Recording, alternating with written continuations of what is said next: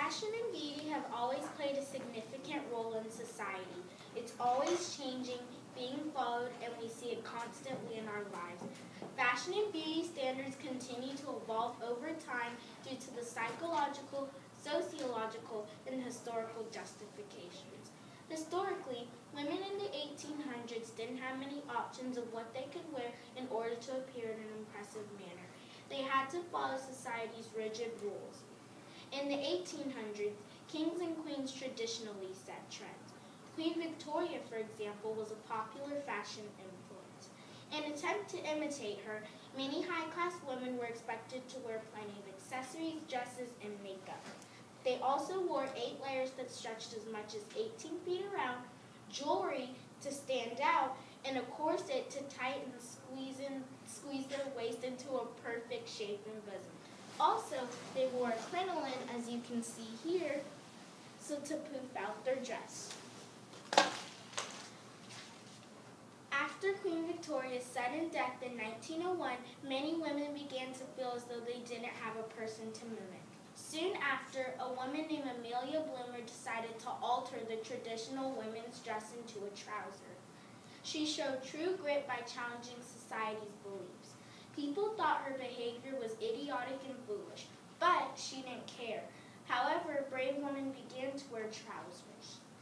Society continues to judge a woman by their appearance. Social media strongly advocates for women to look like the images they are shown. Today's fashion icons are not kings and queens, but celebrities and models. Because women are convinced they should look like the images they see, they try out so many beauty products, but none have reached perfection. It's impossible to look like those models. They are edited with special technology such as photoshopping and airbrushing. These methods are used to adjust and improve the look of a model's body, weight, and face.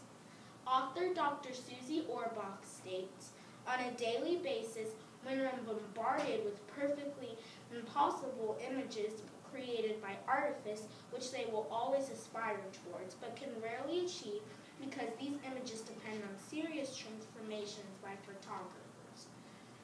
The pressure for society to look glamorous and perfect often leads to psychological struggles and low self-esteem in girls and women of all ages. For example, women turn to eating disorders such as anorexia nervosa and bulimia. Anorexia is a mental disorder that causes one to avoid eating food because of a desire to be skinny. Bulimia is when one repeats a cycle of binging and purging. Parents have even tried to terminate low self-esteem by hiding magazines and Barbie dolls. Today's fashion icons and trends are history in the making. The common person sees fashion on television and magazines. Most of these images are technologically enhanced.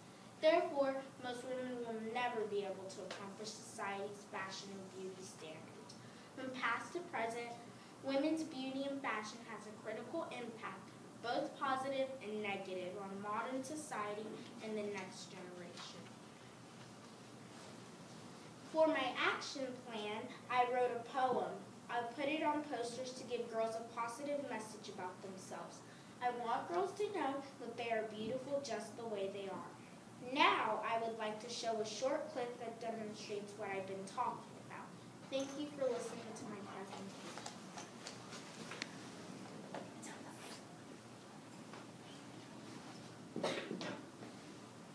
There's my bibliography.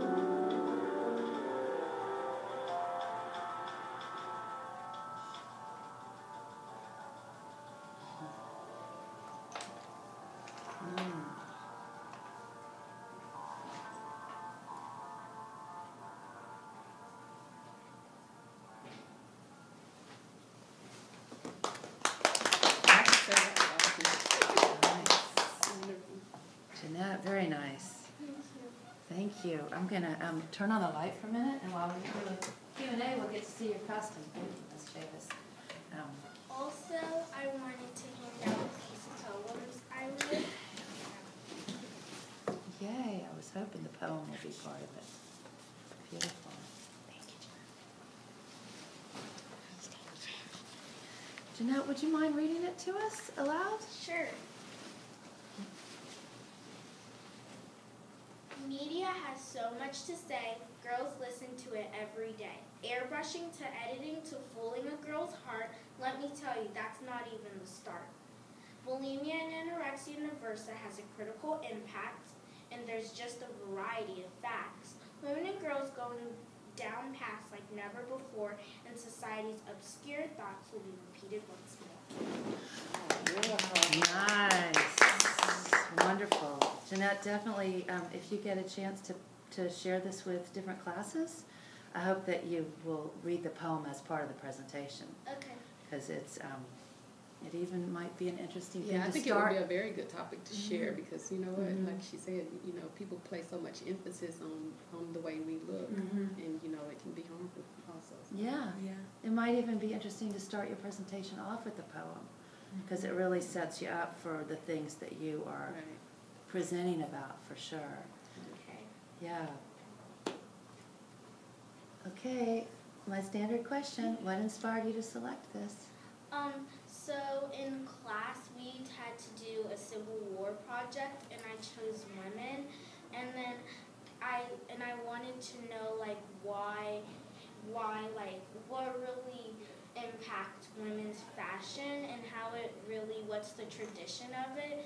And I was surprised when I found out that it was society, and then I wanted to learn more about it and compare it to modern times. And now here we are 200 years later, and we're still repeating the same thing. Learning about history helps us to understand today, for sure. Right. I really like that you're passionate about your topic. That's great. And so, gosh, yeah. All right. So, in your bibliography, what was your information source that you felt like you know, you liked the best, or you got the most out of, or I enjoyed? liked the books better than the websites, because sometimes if I look at a book, like I know, when I look in a book, I know that